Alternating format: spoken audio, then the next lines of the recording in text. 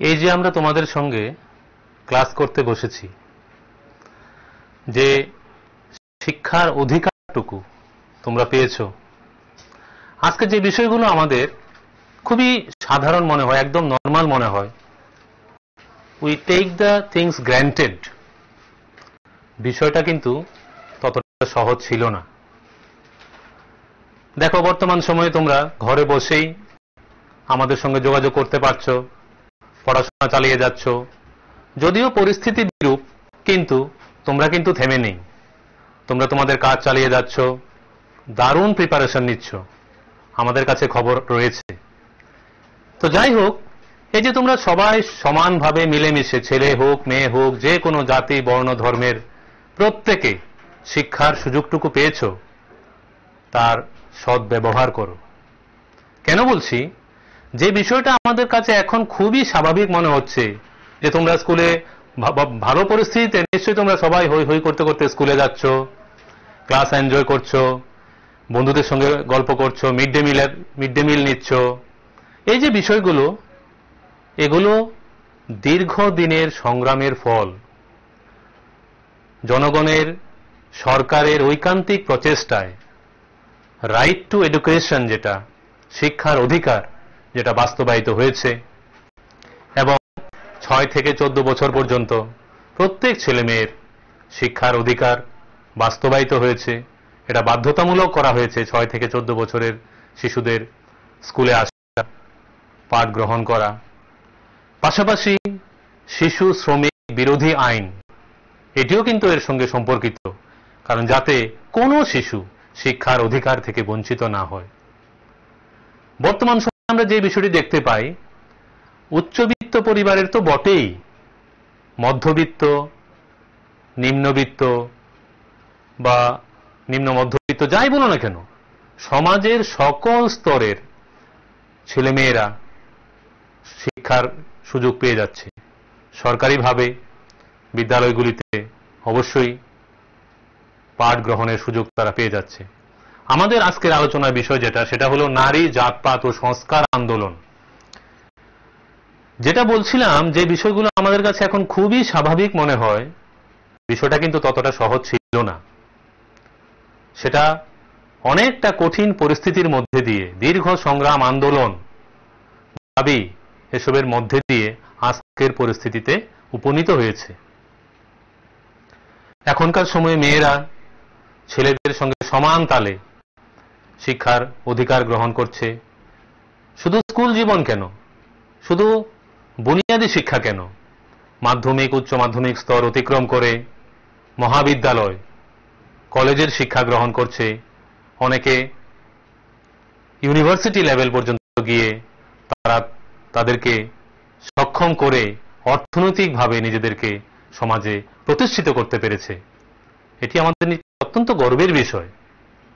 এই যে মেয়েরা, মহিলারা তাদের শিক্ষার অধিকার গ্রহণের মাধ্যমে নিজেদের সশক্তিকরণ করতে পেরেছে, এটাই বর্তমান সমাজের, বর্তমান সভ্যতার একটি অন্যতম চিহ্ন স্বরূপ। বর্তমান সময়ে মেয়েরা উপযুক্ত বয়স হলে নিজেদের পছন্দ মতো যে কোনো জাতি বর্ণের ছেলের সঙ্গে বিবাহ করার সুযোগ রয়েছে তাদের, নিজেদের পছন্দ অনুযায়ী। তারা বিভিন্ন সামাজিক কর্মকাণ্ডে জড়িত হচ্ছে, রাজনৈতিক কর্মকাণ্ডে জড়িত হচ্ছে। এভাবে গৃহস্থালীর কাজ সামলে আবার বহির্জগতে তারা পদার্পণ করেছে। এটি সত্যি বর্তমান সমাজের একটি অত্যন্ত গর্বের বিষয়। কারণ যে সমাজ নারী জাতিকে উন্নয়নের সুযোগ দেয়, সেই সমাজ কখনোই অগ্রগতি থেকে বঞ্চিত হতে পারে না। তো যে বিষয়টি বলছিলাম আমরা, যে বিষয়টা আমাদের কাছে এখন যতই স্বাভাবিক মনে হোক না কেন, ঘটনাটা কিন্তু এরকম ছিল না, পরিস্থিতি এরকম ছিল না। আজ থেকে 200 বছর আগের কথা যদি আমরা ধরি, তখনকার পরিস্থিতি কেমন ছিল আমরা একটু দেখে নিই। তখনকার সময় যে বিষয়টা ছিল, বাল্যবিবাহ। তোমাদের নিশ্চয়ই জানা আছে বা বইয়ে পড়ে থাকবে, আমাদের বইয়ে আলোচনা আছে, আজ থেকে 200 বছর আগেও আমাদের দেশে বাল্য বিবাহ প্রচলিত ছিল। খুবই কম বয়সে ছেলে মেয়েদের বিয়ে হতো এবং তৎকালীন পরিস্থিতিতে তাদের উপর যে সামাজিক দায়ভার বা অর্থনৈতিক দায়িত্বভার, সংসারের দায়িত্বভার অর্পিত হলো, সে শারীরিক মানসিক কোনোভাবেই সে তখন প্রস্তুত নয়। সে শিক্ষার অধিকার থেকে সম্পূর্ণভাবে বঞ্চিত। এখানে বিশেষত মেয়েদের কথা আমি বলতে চাই। তারা শারীরিক মানসিক বুদ্ধি কোনো দিক থেকেই তারা তখনও প্রস্তুত হয়নি। যখন তার বিয়ে হয়ে গেল, তো সে শিক্ষার অধিকারটুকু পাবে কোত্থেকে? ধারণাটা কি ছিল? তারা মেয়েদের জন্মই হয়েছে গৃহস্থালির কাজ, সংসারের কাজ সামলানোর জন্য। তাদের কাজ হলো পরিবারের কাজকর্ম করবে, রান্নাবান্না করবে, ঘর সামলাবে, বাচ্চা বড় করবে। কিন্তু প্রশ্ন হলো, যে মেয়েটি শারীরিক মানসিকভাবে প্রস্তুত নয়, সে কিভাবে এত কম বয়সে যার বিয়ে হলো, সে কিভাবে তার পরবর্তী প্রজন্মকে সঠিকভাবে বড় করতে পারবে? তা তো সম্ভব নয়। তাহলে এই যে কুপ্রথা, বাল্য বিবাহ, তার বিরুদ্ধে দীর্ঘ সংগ্রাম চলেছে, আন্দোলন হয়েছে, প্রতিবাদ হয়েছে, এবং পরবর্তী সময়ে তার ফলশ্রুতিতে আইন পরিণত হয়েছে যে বাল্য বিবাহ নিষিদ্ধকরণ হল। আরো একটি বিষয় যেটি বহু বিবাহ, পলিগ্যামি, সেটা হিন্দুই হোক মুসলমান হোক, হিন্দু মুসলমান উভয় সমাজেই আমাদের দেশে এই বহু বিবাহ প্রথা প্রচলিত ছিল। সেখানে নারী জাতির স্বাধীনতা বলতে কোনো কিছুই ছিল না। নিজেদেরকে অর্থনৈতিকভাবে প্রতিষ্ঠিত করার কথা তো বহু দূরের বিষয়। তারা নিজের পরিবারের মধ্যেই পরাধীন ছিল। স্বাধীনতার কোনো আস্বাদ তারা গ্রহণ করতে পারেনি। এই বহু বিবাহ নামক কুপ্রথার দ্বারা বহু নারীর জীবন লাঞ্ছিত, বঞ্চিত হয়েছে। তো এই যে বিভিন্ন প্রথাগুলো, তার মধ্যে অত্যন্ত ভিন্ন বা একটি মারাত্মক প্রথা আমরা যেটি বলতে পারি, নৃশংস প্রথা বলতে পারি আমরা, সেটা হলো সতীদাহ প্রথা। কি ছিল এই প্রথাটি? যখন যেটা বললাম যে যেহেতু বহু বিবাহ প্রথা প্রচলিত ছিল, হয়তো একজন ব্যক্তি তার 70-60 বছর বা 80 বছর বয়স হয়েছে, তিনি আবার একটি 10 বছরের মেয়েকে, নাবালিকাকে বিয়ে করলেন। কিছুদিন পরে সেই বুড়ো তো মরে গেল। এখন এই যে বিধবা নাবালিকাটি, তার জীবনটা কিভাবে চলবে, সেটা সমাজ কখনো চিন্তা করে দেখেনি। তখন কি হতো? সতীদাহ, মানে তার স্বামীর মৃতদেহের সঙ্গে একই চিতায় সেই মহিলাকে বা সেই মেয়েকে মৃত্যুবরণ করতে হতো। নিশ্চয়ই এটা স্বইচ্ছায় হওয়ার কথা নয়। কেউ কি কাউকে নিজেকে জ্বলন্ত পুড়িয়ে ফেলতে পারে? তো সেখানে ঢাক ঢোল পিটিয়ে ধুমধাম করে সেই মহিলাদেরকে পুড়িয়ে মারা হতো। সেই ছিল সতীদাহ প্রথা, যার বিরুদ্ধে দীর্ঘ সংগ্রাম হয়েছে, আন্দোলন হয়েছে, প্রতিবাদ হয়েছে, এবং যার ফলশ্রুতিতে পরবর্তী সময়ে সতীদাহ প্রথা রদ হল, বন্ধ হল। সতীদাহ প্রথা বন্ধের আইন প্রবর্তিত হল। সেটা আমরা বলছি ব্রিটিশ পিরিয়ডের কথা। তাহলে এ সকল কুপ্রথার মধ্যে মেয়েদের, নারীদের শিক্ষার অধিকার লাভ করার প্রশ্নই উঠে না। সেটা আমরা দেখতে পেয়েছি, যেহেতু তারা শিক্ষার অধিকার থেকে বঞ্চিত ছিল, তাহলে সমাজ ব্যবস্থাও কিন্তু সেভাবে অগ্রগতির পথে এগিয়ে যেতে পারেনি। একটি বিষয় এখানে আমাদের আরো মাথায় রাখতে হবে, যেটা আরো আগে থেকে চলে আসছিল, সেটা হচ্ছে কর্মের ভিত্তিতে সামাজিক শ্রেণীবিভাগ। তোমরা ক্লাস 6-এও পড়েছ যে ব্রাহ্মণ, ক্ষত্রিয়, বৈশ্য, শূদ্র, এই যে ক্লাসিফিকেশন গুলো, সামাজিক শ্রেণীবিভাগ কর্মের ভিত্তিতে, সেটা সমাজকে কিভাবে, সমাজের কিছু শ্রেণীর মানুষকে কিভাবে বঞ্চিত রেখেছে। মূলত যারা ব্রাহ্মণ এবং ক্ষত্রিয়, তাদেরকে উচ্চ বর্ণের হিসেবে পরিগণিত করা হতো। যারা ব্যবসায়ী ছিলেন বা মূলধন বিনিয়োগকারী ছিলেন, তাদেরকে বৈশ্য বর্ণের বলা হতো। আর যারা কৃষক বা চামড়ার কাজ করতেন বা কুমোর যারা ছিলেন, মৃৎশিল্পী ছিলেন, তাদের শূদ্রবর্গের ধরা হতো। তাছাড়া যারা বিভিন্ন পরিষ্কার পরিচ্ছন্নতা নিরাময়ের কাজে থাকতেন, তাদেরকে বলা হতো অচ্ছুত। এই যে সামাজিক শ্রেণী বিভাগগুলো, তার ফলে মানুষে মানুষে বিভেদ সৃষ্টি হয়েছিল এবং বিভেদযুক্ত সমাজ কখনোই উন্নতির পথে ধাবিত হতে পারে না। তো আমরা আজকে দেখব সেই সব মহান ব্যক্তিদের কার্যকলাপ যারা এসবের বিরুদ্ধে দাঁড়িয়ে প্রতিকূল পরিস্থিতিতে সংগ্রাম চালিয়ে গিয়েছেন, প্রতিবাদ করেছেন এবং যার ফলশ্রুতিতে আমরা আজকে সেই জাতপাতহীন বিভেদহীন সমাজে অবস্থান করছি। তো এই বিষয়ে প্রথমেই আমাদের যেটা বলতে হয় সেটা হচ্ছে দুটো বিষয় যার দ্বারা আজকের নারী সমাজ একটা উন্নততর পর্যায়ে পৌঁছতে পেরেছে, যেটা আমাদের অবশ্যই স্বীকার করতে হবে। সেটা হচ্ছে পাশ্চাত্য শিক্ষার বিস্তার। যে পরিবর্তনের পথ কিভাবে আসলো সেটা আমরা এখন দেখব।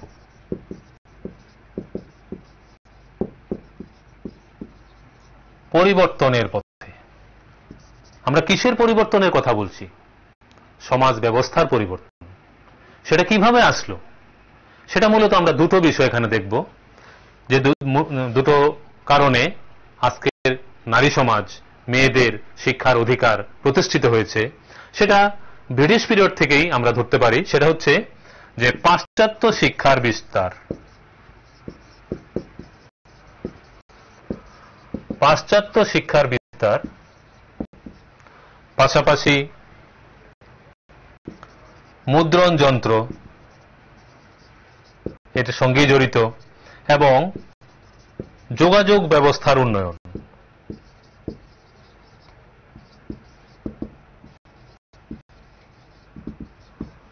যোগাযোগ ব্যবস্থার উন্নয়ন বস্তুতপক্ষে তোমরা আগে দেখেছো আমাদের বিগত অধ্যায়ে যেটা আমরা আলোচনা করেছি, ব্রিটিশ সরকার এখানে ব্যবসায়িক প্রতিষ্ঠান হিসাবে আসলেও তারা ধীরে ধীরে শাসনতান্ত্রিক ব্যবস্থাপনায় হস্তক্ষেপ করতে শুরু করে, পুরো শাসনতান্ত্রিক ব্যবস্থাপনা তাদের নিয়ন্ত্রণে আনতে শুরু করে। এবং তা করতে গিয়ে তারা দেখল যে এদেশীয় লোকদেরকে যদি ইংরেজি শিক্ষায় শিক্ষিত করা যায় তাহলে তাদের প্রশাসনিক কাজকর্ম পরিচালনাটা অনেক সুবিধা হয়ে যাবে, বিদেশ থেকে তাদের লোক নিয়োগ না করে। মূলত এই উদ্দেশ্যে তারা ইংরেজি শিক্ষার এখানে প্রচলন করেন। আরেকটি বিষয় যেটা রেলপথের সম্প্রসারণ, যোগাযোগ ব্যবস্থার উন্নতন, এটিও কিন্তু মূলত তাদের ব্যবসার সুবিধার জন্য, প্রশাসনিক ব্যবস্থাপনার সুবিধার জন্য তারা করেছিলেন। কিন্তু এই দুটো বিষয়, পাশ্চাত্য শিক্ষা এবং যোগাযোগ ব্যবস্থার উন্নয়ন, পরোক্ষভাবে কিন্তু ভারতীয়দেরকে যথেষ্ট সহায়তা করেছিল। কারণ পাশ্চাত্য শিক্ষায় শিক্ষিত হয়ে অনেকেই উদার মনের পরিচয় দেন এবং তারা নারী শিক্ষার, মেয়েদের শিক্ষার অগ্রগতির কথা চিন্তা করতে শুরু করেন। এবং যোগাযোগ ব্যবস্থার উন্নয়নের ফলে দেশের বিভিন্ন প্রান্তের মধ্যে মানুষদের মধ্যে যোগাযোগ সম্প্রসারিত হলো এবং স্বাভাবিকভাবেই তাদের মত বিনিময় হতে শুরু করলো এবং সেই উদার মানসিকতার পরিচয় স্বরূপ নারী সমাজের অগ্রগতির প্রতীক হিসাবে শিক্ষা ব্যবস্থার সম্প্রসারণ শুরু হয়ে গেল। এই সময়ে আরো একটি বিষয়, মুদ্রণ যন্ত্রের আবিষ্কারের ফলে বিভিন্ন বই পুস্তক এগুলো প্রকাশিত হতে শুরু করে, যার সুযোগ সুবিধা মহিলারা নিতে শুরু করেন এবং স্বাভাবিকভাবে একটা পরিবর্তন আসতে শুরু করলো। যেটা বলেছি, এখানে বিধবা বিবাহ প্রচলিত হলো এবং এর পেছনে, বিধবা বিবাহ প্রচলনের পেছনে সেই মহান ব্যক্তি যিনি ঈশ্বরচন্দ্র বিদ্যাসাগর, তার বিষয়ে আজকে আমরা আলোচনা করব। তো এভাবে ধীরে ধীরে সমাজ ব্যবস্থায় যে পরিবর্তন আসতে শুরু করলো, মেয়েদের শিক্ষার অধিকার প্রতিষ্ঠিত হলো, সেই বিষয়টি আজকে আমরা দেখছি। প্রথমত আমরা যার কথা আলোচনা করব তিনি হচ্ছেন, যাকে ভারতের প্রথম আধুনিক মানুষ হিসেবেও তাকে পরিগণিত করা হয়ে থাকে। তিনি হচ্ছেন, সবাই জানো, রাজা রামমোহন রায়।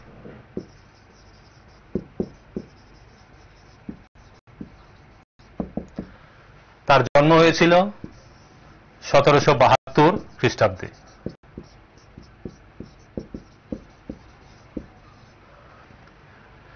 যাকে ভারতের প্রথম আধুনিক মানুষ হিসাবেও আখ্যায়িত করা হয়েছে, কারণ তার সংস্কার কুসংস্কার মুক্ত চিন্তাধারা। তিনি একটা জিনিস ভাবতেন যে সমাজকে উন্নত করতে গেলে যে জিনিসটা প্রথমেই প্রয়োজন সেটা হচ্ছে সমাজকে কুসংস্কার মুক্ত করতে হবে। এবং এই উদ্দেশ্যে তিনি যেটা করেছিলেন সেটা হলো যে বিভিন্ন প্রাচীন গ্রন্থাদি পড়াশোনা করে সেগুলোর প্রকৃত মর্মার্থ উপলব্ধি করে সেটা প্রামাণ্য স্বরূপ সেটা উপস্থাপন করেন এবং দেখান যে কোথাও যে জাতপাতের প্রভেদ বা নারী শিক্ষা বিরোধী বিষয় এসব তো কোথাও নেই।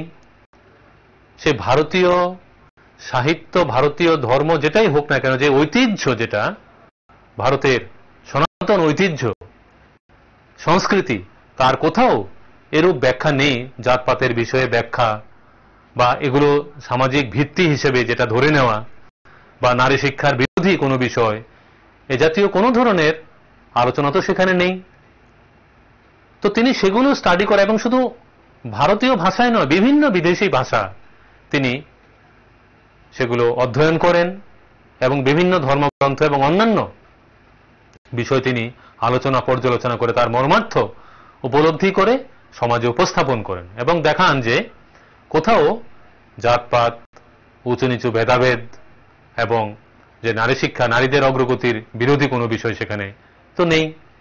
তাহলে আমরা কেন সেই একটা জিনিসকে আঁকড়ে ধরে আছি, সে জাতপাতের ভেদাভেদ বা নারী শিক্ষা প্রয়োজন নেই, এই জাতীয় চিন্তাধারাগুলো কেন আমাদের সমাজে থাকবে? তিনি দীর্ঘদিন এই বিষয়ে প্রতিবাদ জানিয়ে এসেছেন এবং বিশেষত সতীদাহ প্রথা বিরোধী আন্দোলন তার দীর্ঘদিনের। এবং তৎকালীন যিনি গভর্নর জেনারেল ছিলেন লর্ড উইলিয়াম বেন্টিং, তার সহায়তায় সতীদাহ প্রথা বিরোধী আইন প্রণীত হল। এবং এই বিষয়ে তার যে অবদান সেটা অ্যাকচুয়ালি অনেক আগে থেকেই শুরু হয়েছে। তিনি 1828 সালে ব্রাহ্মসভা স্থাপন করেন। এই সভার কি কাজ ছিল?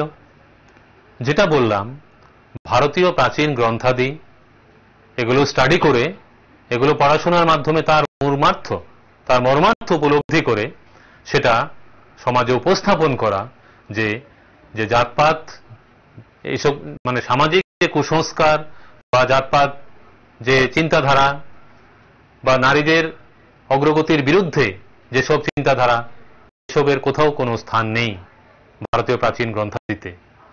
এগুলো তিনি উপস্থাপন করেন এবং এগুলোকে প্রামাণ্য স্বরূপ রেখে তিনি নারী শিক্ষার অগ্রগতির পথে ধাবিত হন। নারী শিক্ষার অগ্রগতির জন্য তিনি বিশেষ উদ্যোগ গ্রহণ করেন এবং এই ব্রাহ্মসভা 1830 সালে ব্রাহ্ম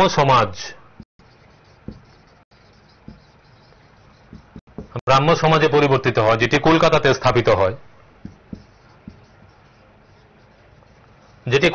স্থাপিত হয়। এই ব্রাহ্মসভা, যা পরবর্তী সময়ে ব্রাহ্ম সমাজে পরিণত হয়েছিল, তার মূল যে কাজটি ছিল সেটা হল তৎকালীন সামাজিক পরিস্থিতিতে কুসংস্কার মুক্ত হয়ে কিভাবে নারী শিক্ষার অগ্রগতির পথে এগিয়ে যাওয়া যায়, সেটাই ছিল মূল বিষয়। এবং পাশাপাশি সতীদাহ প্রথা, যে কুপ্রথার কারণে বহু নারীদের জীবন বিসর্জন হয়েছিল অত্যন্ত নির্মমভাবে, সেই সতীদাহ প্রথা রোধের জন্য তিনি উঠে পড়ে লাগেন। এবং যেটা বলছিলাম, তৎকালীন গভর্নর জেনারেল লর্ড উইলিয়াম বেন্টিংকের সহায়তায় তিনি সফল হন সতীদাহ প্রথা বিরোধী আইন প্রণয়নে। তো সতীদাহ প্রথা বিরোধী আইন, যেটি 1829 সালে প্রণীত হয়, সতীদাহ প্রথা বিরোধী আইন প্রণীত হয়। এবং এই আইনের দ্বারা সতীদাহ সম্পূর্ণ নিষিদ্ধ ঘোষণা করা হয়, যার ফলে শত শত বিধবাদের জীবন বিসর্জন হওয়া থেকে রক্ষিত হল। এখন আমরা দেখব আরো একজন মহাপুরুষ, সেই বাংলার মহাপুরুষ যিনি প্রাতঃস্মরণীয়, সেই ঈশ্বরচন্দ্র বিদ্যাসাগরের কি অবদান রয়েছে নারী শিক্ষার অগ্রগতিতে, তা আমরা এখন দেখব। ঈশ্বরচন্দ্র বিদ্যাসাগর নিশ্চয়ই তোমরা জানো, ছোটবেলায় তোমরা বর্ণ পরিচয় বইটি সম্পর্কে ধারণা রয়েছে, সেটা পড়েছ। তিনি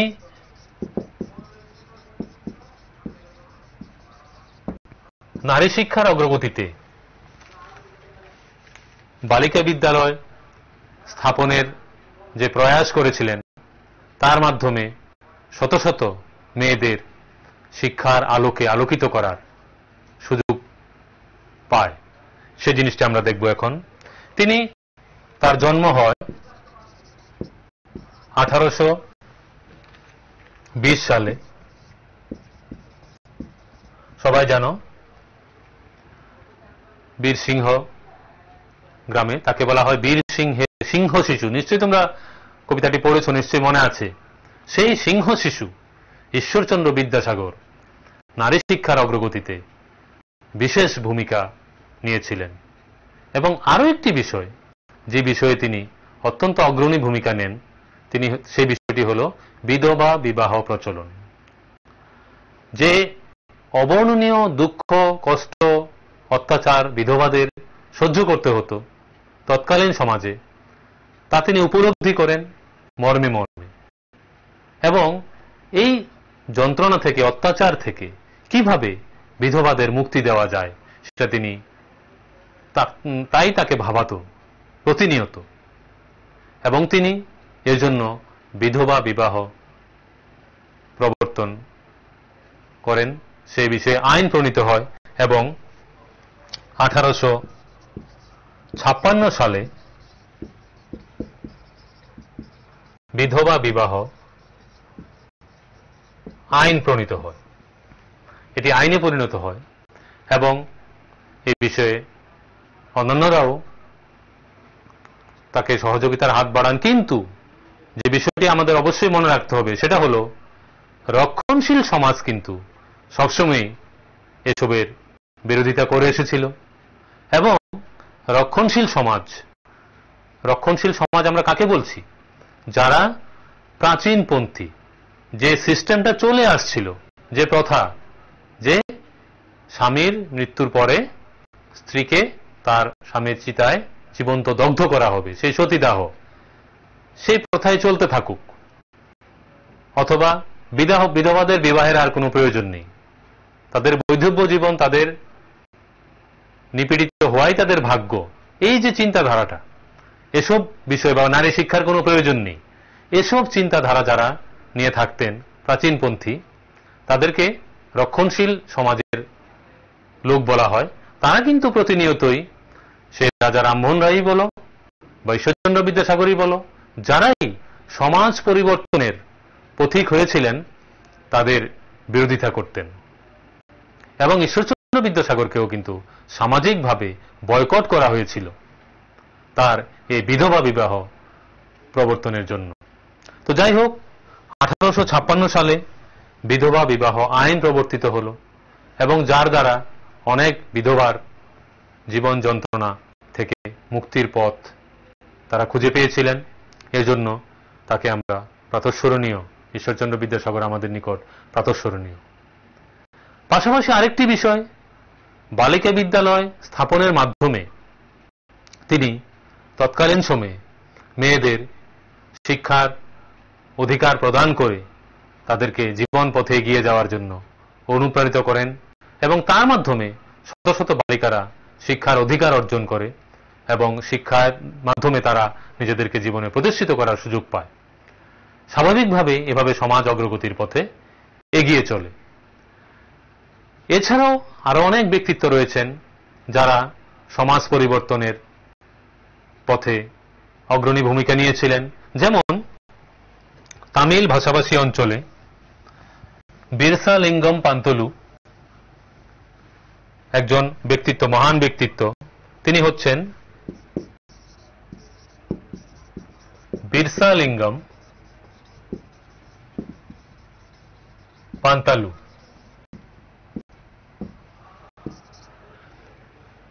এই মহান ব্যক্তিত্ব তার নিরলস প্রচেষ্টার ফলে বিধবাদের জন্য বিশেষ সংস্থান তিনি প্রতিষ্ঠা করেন। তামিল ভাষাভাষী অঞ্চলে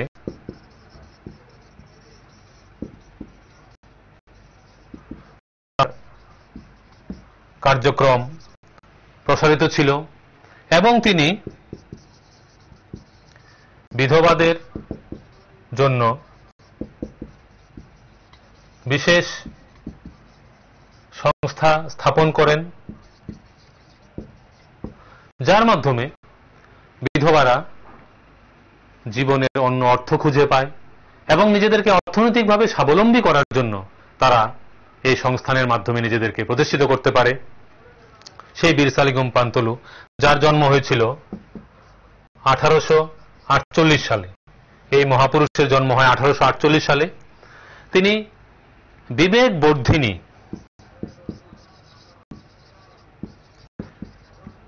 বর্ধিনী নামক একটি জার্নাল বা পত্রিকা আমরা বলতে পারি, সেটা সম্পাদনা করেন, যার মাধ্যমে সমাজ থেকে কুসংস্কার দূরীকরণমূলক বিভিন্ন পন্থা পদ্ধতি তিনি সেখানে প্রদর্শিত করেন। আর যেটা বলছিলাম, বিশেষত বিধবাদের জন্য তিনি সংস্থা স্থাপন করে তার মাধ্যমে বিধবাদের স্বাবলম্বী, অর্থনৈতিক দিক থেকে স্বাবলম্বী করার বিভিন্ন পন্থা তিনি সেখানে উপলব্ধি করেন এবং তার ব্যবস্থা করেন।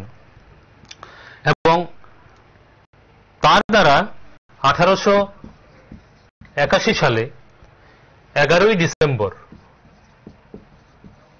প্রথম বিধবা বিবাহ অনুষ্ঠিত হয়। সেই বিরসালিঙ্গম পান্তালু, যিনি তামিল ভাষাভাষী অঞ্চলে একজন অন্যতম ব্যক্তিত্ব ছিলেন, তার দ্বারা 1881 সালের 11ই ডিসেম্বর প্রথম বিধবা বিবাহ তিনি প্রচলন করেন, যার দ্বারা সেটা পরবর্তী সময়ে ওই অঞ্চলে বিশেষ প্রসার লাভ করে। এবং সেই সামাজিক সংস্থা যেটি বিধবাদের জন্য স্থাপিত হয়েছিল, সেখানে অনেক ক্ষেত্রেই যেসব বিধবাদের পরিবারে স্থান হতো না, তারা সেখানে বিভিন্ন কর্মশালায় অংশগ্রহণ করে নিজেদেরকে অর্থনৈতিকভাবে স্বাবলম্বী করা বা তাদের সামাজিক মর্যাদা প্রতিস্থাপিত করতে তিনি যথেষ্ট সহায়ক হয়েছিলেন।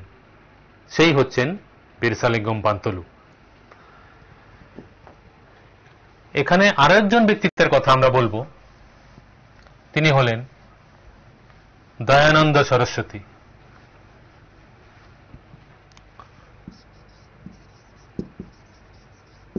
দয়ানন্দ সরস্বতী, যার জন্ম হয়েছিল 1824 সালে।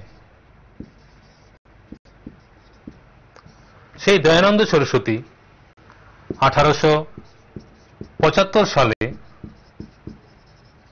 সত্যার্থ প্রকাশ নামক একটি রচনা প্রকাশ করেন, যার মাধ্যমে তিনি মূলত সমাজ থেকে কুসংস্কার দূরীকরণের বিভিন্ন পন্থা তিনি সেখানে উপস্থাপনা করেন।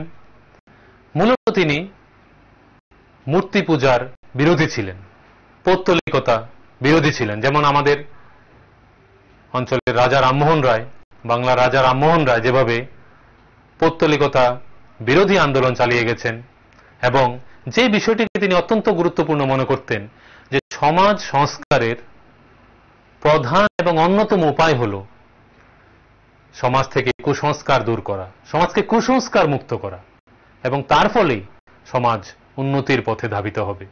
তেমনিভাবে দয়ানন্দ সরস্বতীও সেই সত্যার্থ প্রকাশ রচনার মাধ্যমে সমাজ থেকে কুসংস্কার দূরীকরণের পন্থা উদ্ভাবন করেন। পাশাপাশি যে কতগুলো বিষয় যেগুলো অধ্যয়নের মাধ্যমে প্রাচীন ভারতীয় সাহিত্য, ধর্মগ্রন্থ বা বিভিন্ন বেদ বেদান্ত এসব আলোচনার মাধ্যমে, পর্যালোচনার মাধ্যমে সেটা উপস্থাপন করেন, দেখাতে চান, এবং সেগুলোকে প্রামাণ্য হিসেবে রাখা হয় যে কোথাও সেখানে কুসংস্কার বিষয়ে বা জাতপাত বিষয়ে সেগুলোর আলোচনা নেই, বা বহু ঈশ্বর সম্পর্কিত আলোচনা সেখানে নেই। একেশ্বরবাদ যেটাকে বলা হয়, একেশ্বরবাদ, ঈশ্বর একজন, সেই চিন্তাধারা, সিঙ্গেল সুপ্রিম গড যাকে বলা হয়, সেই একেশ্বরবাদের চিন্তাধারা তাদের আলোচনায় বারে বারে ফিরে এসেছে। এবং তিনি 16 খণ্ডের 6টি বেদাঙ্গ তিনি প্রকাশ করেন। 16টি খণ্ডের 6টি বেদাঙ্গের আলোচনা সেখানে করেন, এবং বিশেষ পর্যালোচনার মাধ্যমে তিনি কুসংস্কার বিরোধী বা সমাজ যে শ্রেণীবিভাগ, যে জাতপাত ধর্ম বর্ণের যে বিভাগ, তার বিরোধী আলোচনা সেখানে দেখা গেছে। এবং সেগুলোকে যেটা বলছিলাম যে প্রামাণ্য হিসাবে উপস্থাপন করেন তিনি সমাজে, এবং ব্রাহ্মণদের শ্রেষ্ঠত্বের তিনি বিরোধিতা করেন, যে সমাজের বৃহত্তর অংশের মানুষরা তারা কেন দীর্ঘদিন যাবৎ বঞ্চিত হয়ে থাকবে, তাদের যে কন্ট্রিবিউশন বা তাদের যে সামাজিক অধিকার সেটা কিভাবে প্রতিস্থাপিত করা যায়, এ বিষয়ে তার নিরলস প্রচেষ্টা আমরা দেখতে পাই তার ক্রিয়াকলাপের মধ্যে দিয়ে। তো তিনি সমাজে বা সামাজিক অবস্থানে ব্রাহ্মণদের যে শ্রেষ্ঠত্ব, এ বিষয়ে বিরোধিতা করেন, যে সমাজের যে শ্রেণী বিভাগ ব্রাহ্মণ, ক্ষত্রিয়, বৈশ্য, শূদ্র, এটা যে অনৈতিক, এর কোনো শাস্ত্রীয় ভিত্তি নেই, সেটা তিনি প্রামাণ্য হিসাবে উপস্থাপন করেন। তার বিভিন্ন আলোচনায় এই কথাগুলো বারে বারে ফিরে এসেছে। এখানে আরেকজনের কথা আমরা দেখব, যিনি হলেন, যাকে আমরা মূলত বলতে পারি যে দলিত সমাজের মধ্যে সবচেয়ে বেশি জোরালো প্রতিবাদ যিনি করেন, তিনি হলেন জ্যোতিরাও ফুলে।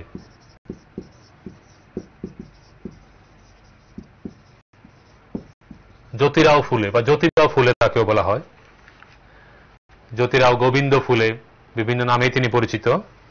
তার জন্ম হয়েছিল 1848 সালে, 1827 সালে। জ্যোতিরাও ফুলে বা জ্যোতিরাও গোবিন্দ ফুলে বলা হয় ওনাকে। তার জন্ম হয়েছিল 1827 সালে, এবং তিনি দলিত সমাজের মধ্যে থেকে সবচেয়ে বেশি প্রতিবাদী ছিলেন, এবং তার যে জাতপাত বিরোধী আন্দোলন মূলত সেটাই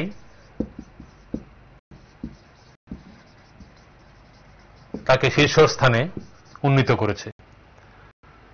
তার বিভিন্ন আলোচনায় জাতপাত বিরোধী মনোভাব, চিন্তাধারা, সেটা তিনি প্রতিষ্ঠার চেষ্টা করেছেন, এবং এসবের কোনো শাস্ত্রীয় ভিত্তি নেই সেটাও তিনি উপস্থাপিত করেছেন, সেগুলোকে প্রামাণ্য হিসেবে রেখেছেন।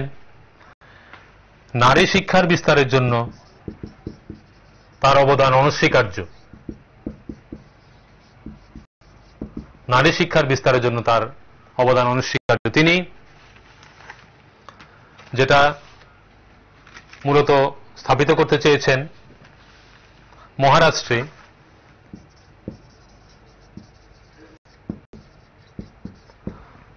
তিনি বালিকা বিদ্যালয় স্থাপন করেন, এবং এই বালিকা বিদ্যালয় স্থাপনের মধ্যে দিয়ে তিনি নারী শিক্ষার বিকাশে একজন অগ্রণী ভূমিকা পালন করেন। একজন অত্যন্ত গুরুত্বপূর্ণ ভূমিকা তিনি এখানে নেন। তো তার এই বালিকা বিদ্যালয় স্থাপনের মধ্যে দিয়ে পরবর্তী সময়ে আরো বহু মেয়েরা শিক্ষার অধিকার পায়, তারা তাদেরকে সমাজে প্রতিষ্ঠিত করার সুযোগ পায়, এবং বিভিন্নভাবে তাদের সামাজিক অধিকার তারা আদায় করে নিতে সক্ষম হয়। সেই হলেন জ্যোতিরাও ফুলে। তার স্ত্রী সাবিত্রীবাই ফুলে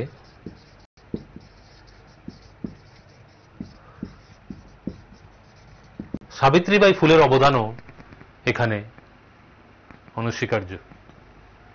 সাবিত্রীবাই ফুলে সমানভাবে জ্যোতিরাও ফুলের সঙ্গে সহযোগিতার হাত বাড়িয়ে দেন এবং নারী শিক্ষা বিস্তারের জন্য এবং জাতপাত বিরোধী আন্দোলনে তারা সমপর্যায়ের ভূমিকায় অতীর্ণ হন। এখানে আরেকজনের বিষয়ে আমরা যেটা বলবো তিনি হলেন তারাবাই শিন্ডে।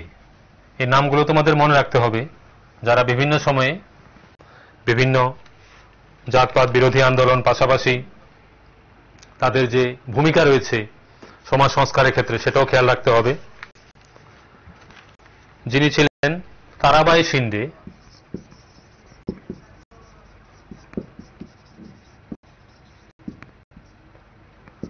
তার একটি বিখ্যাত পুস্তক সেটি হল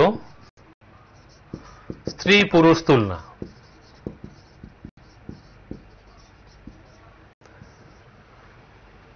এটি তার একটি বিখ্যাত রচনা, যার মাধ্যমে তিনি সমাজে স্ত্রী জাতির অধিকার প্রতিষ্ঠায় বিশেষ অগ্রণী ভূমিকা নিয়েছেন। তার এই রচনার মাধ্যমে তিনি দেখাতে চেয়েছেন যে কিভাবে স্ত্রী জাতি দীর্ঘদিন যাবৎ সমাজে সেটা সামাজিক অর্থনৈতিক অধিকার থেকে তারা বঞ্চিত হয়ে এসেছে, কিভাবে তারা লাঞ্ছিত বঞ্চিত পীড়িত হচ্ছে এবং তাদের সেই যন্ত্রণা থেকে মুক্তির উপায় কি সেটা তিনি তার এই রচনার মাধ্যমে তিনি প্রতিস্থাপিত করতে চেয়েছেন।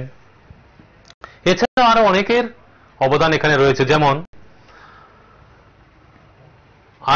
আমরা যেটা বলছিলাম আর্য সমাজ, দয়ানন্দ সরস্বতীর আর্য সমাজ, সেই আর্য সমাজ কিন্তু পাঞ্জাবে ঊনবিংশ শতাব্দীর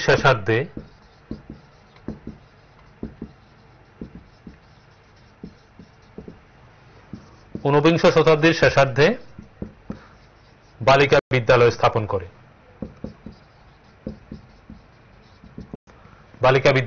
করে। তাহলে এই আর্য সমাজের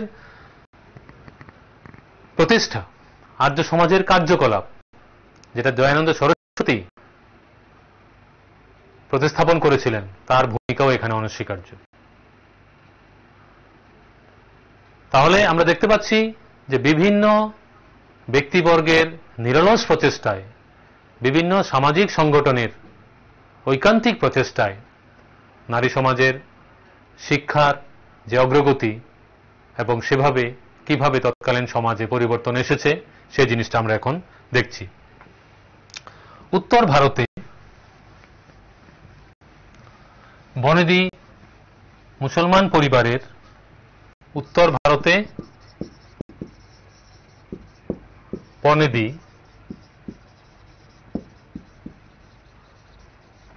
পরিবারের মেয়েদের শিক্ষার সুযোগ সৃষ্টি হয়, এই বিষয়টিও এখানে লক্ষণীয় বিষয়। উত্তর ভারতে বনেদি মুসলমান পরিবারগুলিতে তারা মেয়েদের শিক্ষার বিষয়ে অগ্রণী ভূমিকা নেন। পাশাপাশি স্যার সৈয়দ আহমেদ খান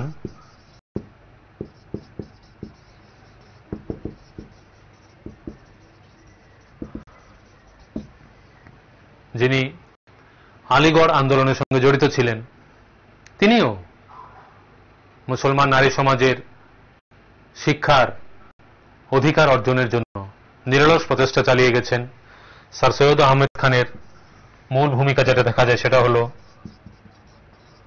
আলিগড় আন্দোলন। দীর্ঘদিন যাবৎ মুসলমান সমাজের নারীরা, মেয়েরা শিক্ষার অধিকার থেকে বঞ্চিত ছিল। তার কোরআনের ব্যাখ্যার মাধ্যমে তিনি সেখানে উপস্থাপন করতে চেয়েছেন প্রামাণ্য হিসাবে যে সে কোথাও নারী শিক্ষার বিরোধী আলোচনা সেখানে নেই, তাহলে অবশ্যই মুসলমান সমাজের নারীদেরও শিক্ষার অধিকার রয়েছে এবং সে বিষয়ে তিনি অত্যন্ত অগ্রণী ভূমিকা নেন, সে বিষয়ে তিনি প্রচার প্রসার চালিয়ে যান। বেগম রোকেয়া শেখাওয়াত হোসেন। আরেকজন ব্যক্তিত্ব যিনি কলকাতা এবং পাটনায় এই দুটো স্থানেই তিনি বালিকা বিদ্যালয় স্থাপন করেন এবং তাদের শিক্ষার অধিকার তিনি স্থাপনের প্রচেষ্টা চালিয়ে যান। তাহলে তোমাদের মনে রাখতে হবে বেগম রোকেয়া শেখাওয়াত হোসেন তিনি কোথায় বালিকা বিদ্যালয় স্থাপন করেন? তিনি কলকাতা ও পাটনায় বালিকা বিদ্যালয় স্থাপন করেন এবং তার মাধ্যমে মূলত মুসলিম মেয়েদের জন্য শিক্ষার অধিকার প্রতিস্থাপনের চেষ্টা করেন। সেখানে মুসলিম বালিকারা তারা বিভিন্ন বিষয়ে শিক্ষা গ্রহণের সুযোগ পায়। তিনি হলেন সেই বেগম রোকেয়া শেখাওয়াত হোসেন। এখানে আরো একটি বিষয় যেটি আলোচনা সেটা হলো যে জাতপাত এবং সামাজিক সংস্কারের বিষয়ে যে প্রচেষ্টাগুলো চালিয়ে যাওয়া হয় সেটা এখন আমরা দেখব। জাতপাত ও সামাজিক সংস্কার।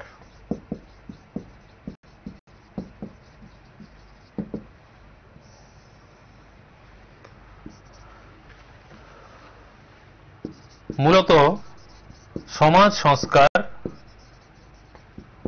যে সমাজ সংস্কার যেভাবে করা যাবে সেটা কি হতে হবে, যেটা রামমোহন রায় তার প্রাথমিক দৃষ্টিভঙ্গি দ্বারা যেটা দেখাতে চেয়েছেন সেটা হলো গিয়ে যে কুসংস্কার মুক্ত করতে হবে সমাজকে। সমাজ সংস্কার করার প্রাথমিক পদক্ষেপই হলো কুসংস্কার মুক্ত সমাজ। তাহলে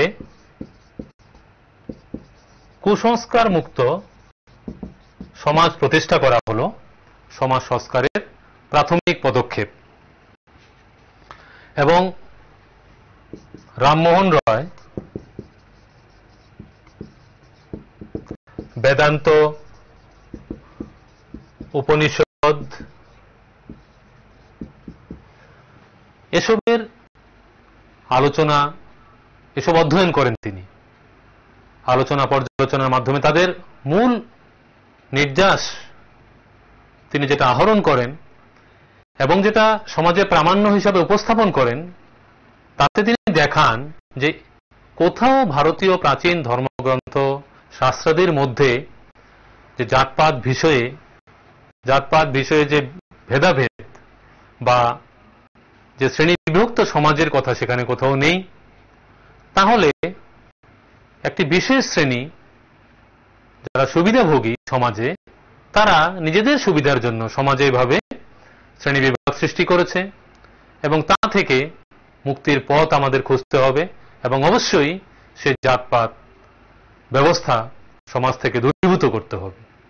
এবং যেটা বলছিলাম তিনি প্রামাণ্য হিসেবে কিন্তু বেদ, বেদান্ত, উপনিষদ এসবের তিনি উপস্থাপনা করেন এবং বিভিন্ন ধর্মগ্রন্থাদি তিনি আরো বিভিন্ন দেশে তিনি বিভিন্ন ভাষায় পারদর্শী ছিলেন। আরবি, ফার্সি বিভিন্ন ধরনের ভাষায় তিনি পারদর্শী ছিলেন। বিভিন্ন ভাষার তিনি বিভিন্ন গ্রন্থ তিনি আলোচনা করেন, তিনি পাঠ করেন, তার মর্মার্থ উপলব্ধি করেন এবং তার মাধ্যমে তিনি দেখেন যে আসলে এসব ভেদাভেদের কোনো ভিত্তি নেই, কোনো পৌরাণিক ভিত্তি নেই এবং সেভাবেই তিনি তার কার্যক্রম চালিয়ে যান। আরেকটি বিষয় প্রার্থনা সমাজ, যার অবদান আমাদের এখানে না বললে নাই হয়। ভক্তিবাদ এবং শ্রেণী সাম্য, মূলত প্রার্থনা সমাজ ভক্তিবাদ ও শ্রেণী সাম্য বিষয়ে আলোচনা উপস্থাপন করে। মূলত একেশ্বরবাদে, পৌত্তলিকতা বিরোধী, মূলত একেশ্বরবাদে বিশ্বাসী হয়ে তারা ভক্তিবাদ বিষয়টিকে উপস্থাপন করেন এবং শ্রেণী সাম্য, সমাজে বিভিন্ন শ্রেণীর লোক থাকতেই পারে, বিভিন্ন কর্মের বিভাজন থাকবেই, কিন্তু তাই বলে যে শ্রেণী বিভাগ থাকবে, মানে শ্রেণীতে ভেদাভেদ থাকবে একটা বিশেষ গোষ্ঠীর স্বার্থের কারণে, তারা সমাজে শ্রেণী বিভাগ করে রাখবে, সেটা থেকে উত্তরণের জন্য প্রার্থনা সমাজ বিশেষভাবে উদ্যোগী ভূমিকা গ্রহণ করে। এখানে খ্রিস্টান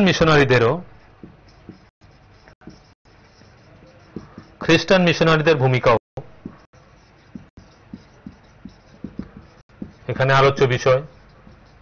খ্রিস্টান মিশনারিরাও বিশেষত উপজাতি এবং নিম্নবর্গের লোকদের মধ্যে শিক্ষার আলো প্রসারিত করেন।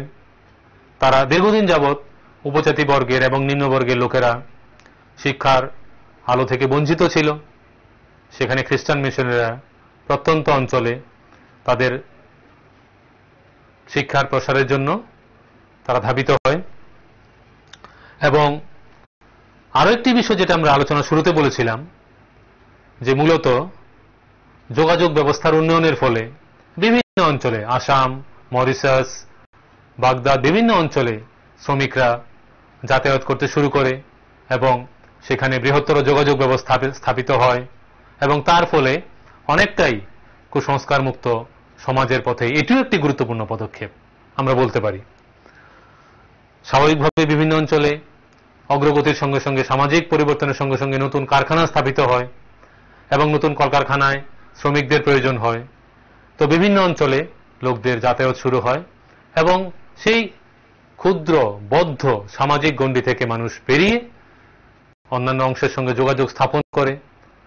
তো যার ফলে সমাজ বিকশিত হতে থাকে, কুসংস্কার মুক্ত হতে থাকে আস্তে আস্তে। এবং এখানে আরো একটি বিষয় যেটি আলোচনা করার, সেটা হলো যে সামাজিক ন্যায় বিচার প্রতিষ্ঠার ক্ষেত্রে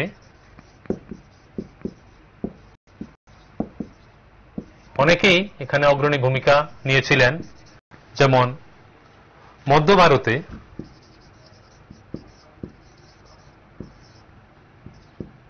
ভারতে সত্যনামী আন্দোলন, যেটা যার মুখ্য ভূমিকায় ছিলেন ঘাসিদাস, ওনার নামও আমাদের এখানে স্মরণ করতে হবে। তিনি চামড়া শিল্পে জড়িত ব্যক্তিবর্গের যে তারা যেভাবে সামাজিক অবহেলিত অবস্থানে ছিল তার থেকে উত্তরণের জন্য তিনি বিশেষ ভূমিকা এখানে নেন। সেই ঘাসিদাস, যিনি সতনামী মুভমেন্টের সঙ্গে, সতনামী আন্দোলনের সঙ্গে তিনি জড়িত ছিলেন। এবং কেরালায় শ্রী নারায়ণ গুরু একইভাবে সমাজে সাম্য প্রতিষ্ঠার কাজে উদ্যোগী হন। এখানে একটি গ্রন্থের কথা আমাদের বলতে হয়, গোলামগিরি, যে গ্রন্থটি তৎকালীন সময়ে রচিত হয় এবং যার মাধ্যমে সমাজের তথাকথিত নিম্নবর্গের মানুষদের যে অবহেলিত, পীড়িত, লাঞ্ছিত যে চিত্র, সেটা সেই গোলামগিরিতে বর্ণিত হয়।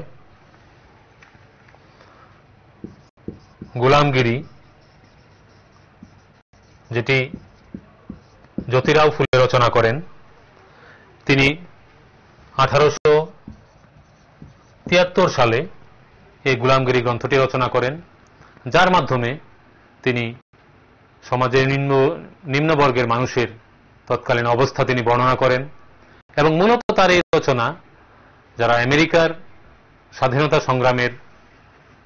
সংগ্রামীদের উদ্দেশ্যে তিনি সমর্পণ করেন, এই বিষয়টি এখানে আমাদের লক্ষ্য রাখতে হবে। তো যাই হোক, আজকে আমরা মোটামুটি আলোচনা শেষ পর্যায়ে চলে এসেছি। আমরা কোন কোন বিষয়গুলো এখানে দেখলাম, যে আজ থেকে 200 বছর পূর্বে তৎকালীন সামাজিক পরিস্থিতি কোন পর্যায়ের ছিল। আমরা এখন যে বিষয়গুলিকে খুবই স্বাভাবিকভাবে গ্রহণ করি, বালিকাদের শিক্ষা, অগ্রগতি, যে বিষয়গুলো আমাদের কাছে এখন খুবই স্বাভাবিক বলে মনে হয়, আসলে বিষয়টা তত সহজ ছিল না। আমরা সেসব ব্যক্তিবর্গের দৃষ্টান্ত এখানে রাখলাম, তাদের ভূমিকা দেখলাম, তাদের নিরলস প্রচেষ্টার ফলে বালিকাদের শিক্ষার অধিকার প্রতিষ্ঠিত হয়েছে। রামমোহন রায়, ঈশ্বরচন্দ্র বিদ্যাসাগর, তামিল ভাষাভাষী অঞ্চলের বীরেশালিঙ্গম পান্তলু, দয়ানন্দ সরস্বতী, যারা সমাজ সংস্কারের কাজে অত্যন্ত অগ্রণী ভূমিকা নিয়েছিলেন, তাদের কথা আমরা এখানে আলোচনা করলাম। এখানে তাদের বিষয়ে অনেক সময় শর্ট নোট লেখার জন্য আসে, বা তাদের কি, যেমন রাজা রামমোহন রায় তার সমাজ সংস্কার, রাজা রামমোহনের সামাজিক সংস্কার বিষয়ে সংক্ষেপে লেখো, এ ধরনের প্রশ্ন থাকতে পারে এখানে। বা ঈশ্বরচন্দ্র বিদ্যাসাগরের বিধবা বিবাহ প্রচলন যে আইন, সে বিষয়ে সংক্ষেপে লেখো, এই ধরনের প্রশ্ন থাকতে পারে। ছোট ছোট প্রশ্ন এখানে অনেক কিছু হতে পারে, যেমন গোলামগিরি গ্রন্থটি কার লেখা, বা আর্য সমাজকে প্রতিষ্ঠা করেন, বা প্রার্থনা সমাজকে প্রতিষ্ঠা করেন। এ সকল ছোট ছোট প্রশ্ন তোমরা অবশ্যই এখান থেকে তৈরি করবে। আশা করি বুঝতে পেরেছ। তো আজকে আমাদের আলোচনা এখানেই শেষ করব। সবাই ভালো থাকো, সুস্থ থাকো।